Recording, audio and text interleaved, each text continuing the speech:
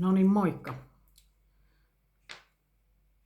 Toinen tarvevideo ja nyt ollaan taas niin ytimessä, että ei mitään rajaa.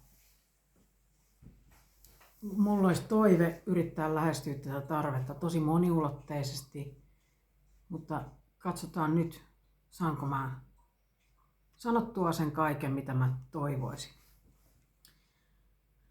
Turva. Turva on niin äärimmäisen keskeinen tarve, että se vaikuttaa ihan meidän koko kokemukseen elämästä. Elämän laatuun, elämän mielekkyyteen, ihmissuhteisiin. Se heijastuu siis ihan joka asiaan, joka valintaan, mitä me tehdään.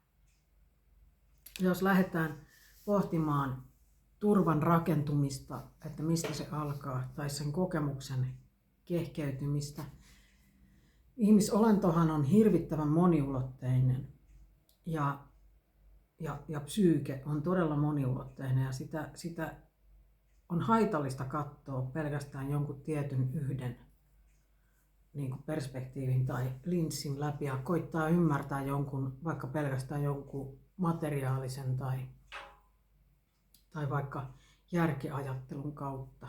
Että sitä kokonaisuutta pyrkiä hahmottaa mahdollisimman moniulotteisesti, että saa sen ymmärryksen siitä, miksi ihminen toimii, kuten se toimii. Ja muistetaan, että nämä tarpeet on keskiössä koko meidän ihan mille tahansa valinnalle ja toiminnalle. Että tarve on ainoa motiivi ja motivaattori tehdä mitään. No jos ajattelee ihmisen kehittymistä ihan sieltä alkiosta asti, se alkaa kasvaa siinä äidin kohtuun. Ja fyysisesti siellä on lämmintä ja semmoinen mukava humina ja mukava äänimaailma muutenkin, semmoinen aika pehmeä. Ja sitten kun se sikiö kasvaa siellä, niin sitten se kohtu tuo sen puristavan tunteen siihen kehon ympärille. Kehon rajat on piirtynyt siihen hermostolliseen tilaan. Sikiöllä on semmoinen olo, että täällä on kaikki oikein hyvin.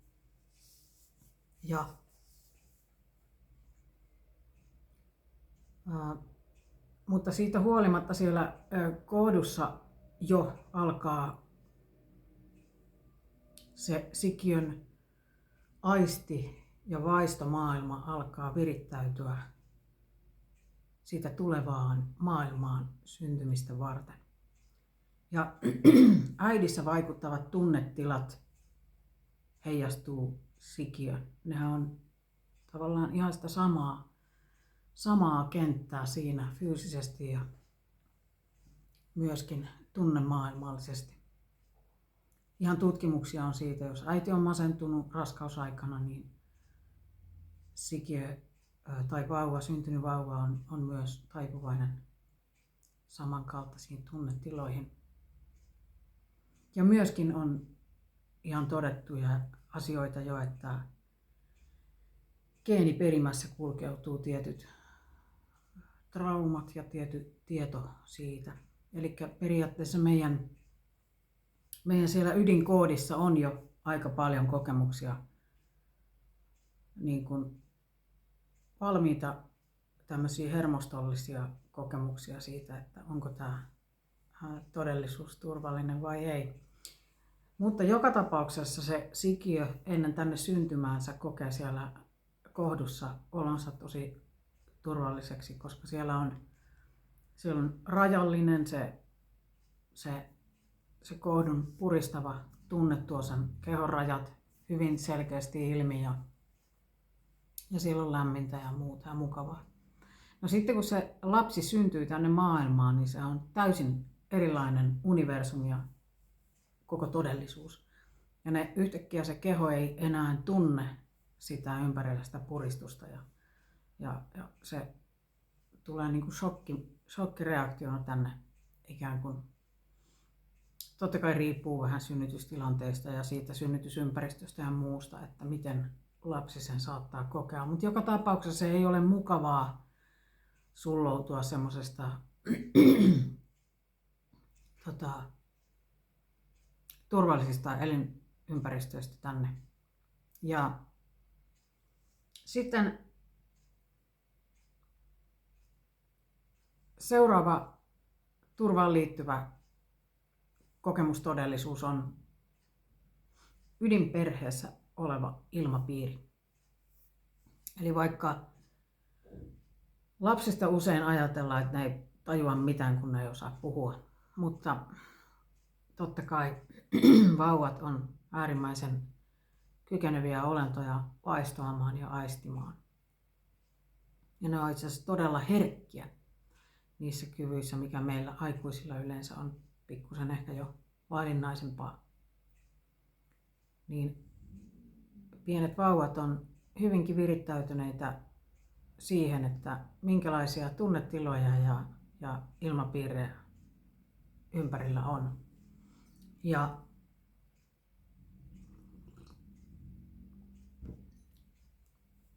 se uuden ihmisolennon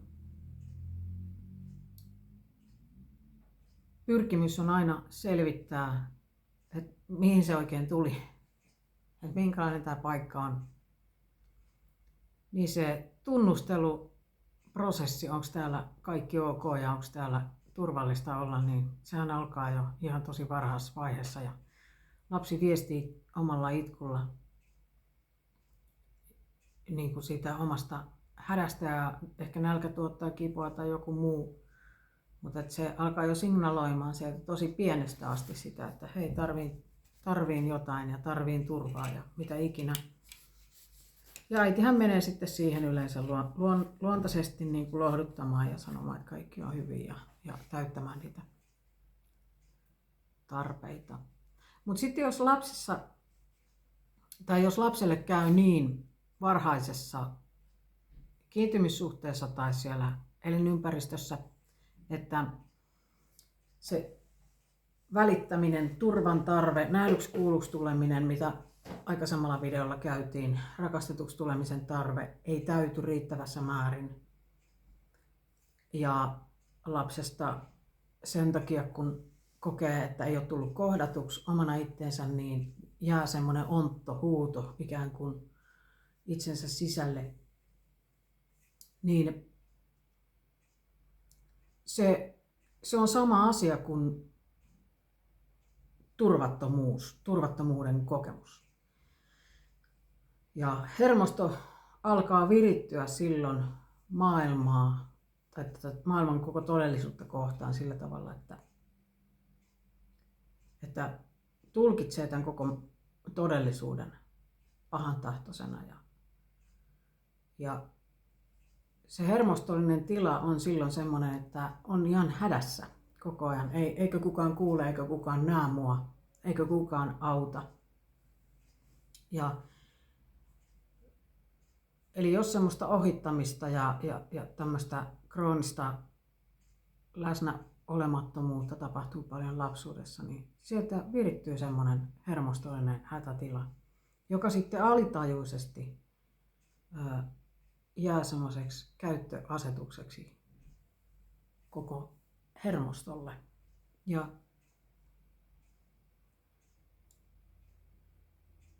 voisikin sanoa, että ihminen on yhtä kuin oma hermostonsa. Että miten se hermosto käyttäytyy, miten se hermosto reagoi silloin, jos kokee turvattomuutta tai kokee olevansa turvassa, niin ne on täysin erilaisia reaktioita. Ja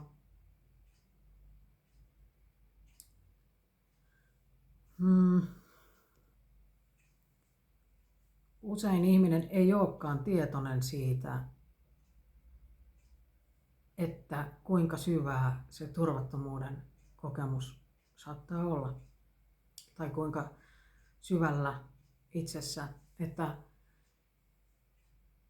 se saattaa olla semmoinen tiedostamaton tila. Ja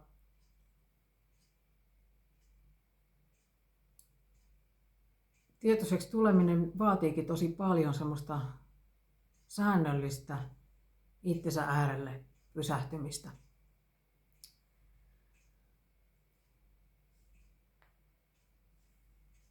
Ja se on vähän niin kuin sen meditaation harjoitusta, että kysyy itseltään niitä kysymyksiä, tärkeitä oleellisia kysymyksiä. Miten mä voin? Koenko mä olevani turvassa? Koenko mä tulevani nähdyksi ja kuulluksi? Koenko olevani rakastettu? Noin kaikki 3 äärimmäisen ytimellistä tarvetta niin limittyy ja lomittuu toisiinsa tosi isosti.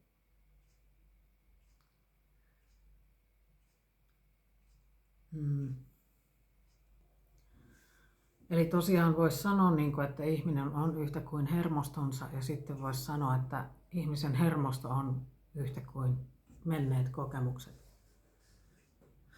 Ja totta kai ihminen voi myös rauhoittaa oman olemuksensa ja hermostonsa ja tulla tietoiseksi niistä kaikista hermoston ja kehon alitajuntaan varastoutuneisiin niin uskomuksiin ja tunnereaktioihin, jotka on siellä ikään kuin tiedostamattomasti olemassa, mutta se on pitkäjänteistä hommaa.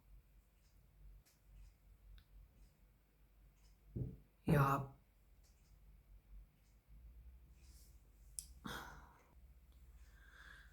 sekin on totta, että riippuu tosi paljon siitä, että kuinka traumatisoitunut ihminen on tai kuinka syvästi on tullut tietoiseksi ja purkanut traumoja, että miten osaa ottaa vastuuta omista tarpeista.